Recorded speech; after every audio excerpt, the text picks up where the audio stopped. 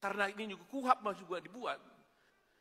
Ini saya susunan majelis persidangan di pengadilan pun menurut saya kita harus dirubah.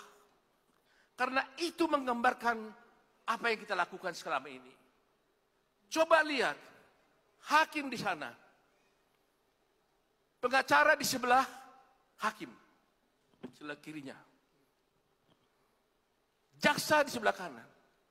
Hakim di tengah, ini diperhadapkan, disuruh berkelahi nih.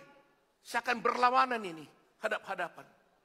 Dari segi meja duduknya aja, kursi duduknya, ini sudah nggak benar.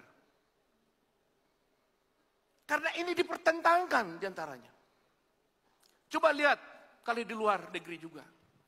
Mejanya adalah hakim di depan, meja si pengacara dengan meja si pengacara jaksa menghadap hakim. Kita ini, jaksa maupun pengacara, berupaya berbicara kepada hakim, meyakinkan hakim. Inilah keadilan itu, inilah kebenaran itu.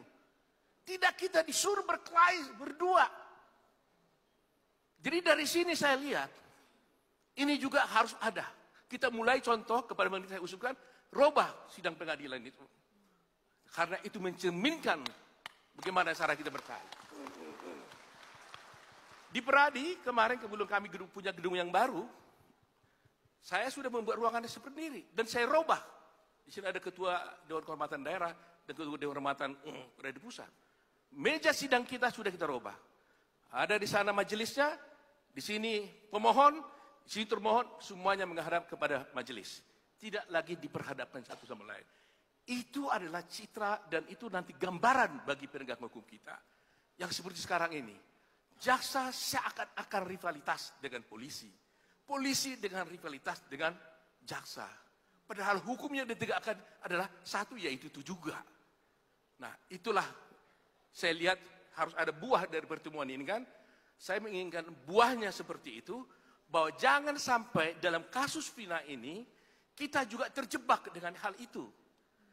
Pengacara, kami juga tidak mau terjebak.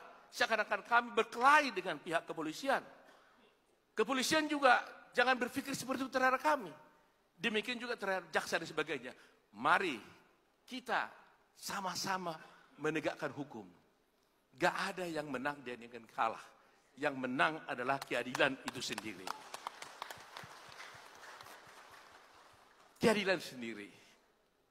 Jadi saya yakin dan percaya, mudah-mudahan saya ulangi lagi kata-kata yang sudah tadi diputar di sana itu. Karena ini quote-nya ini ada di Kilal Gibran itu. Dan itu yang mungkin terjadi, jangan sampai terjadi dalam kasus ini. Kebohongan itu hanya bisa ditutupi oleh kebohongan yang lebih besar. Ya, kebohongan kecil hanya bisa ditutupi oleh kebohongan yang lebih besar. Ya kan?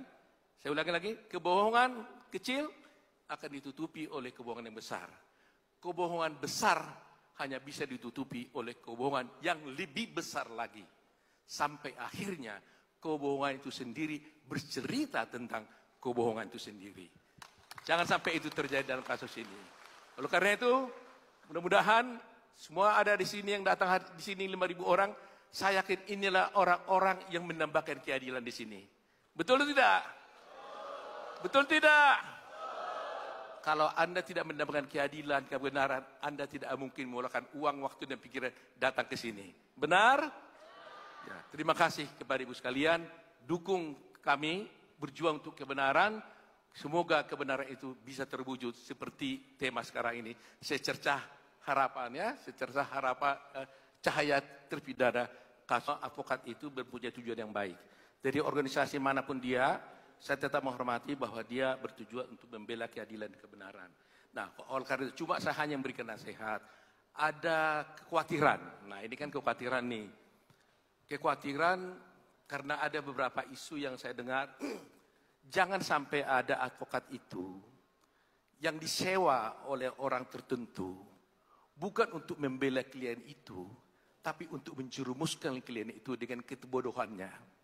Katakanlah begini, ada seorang,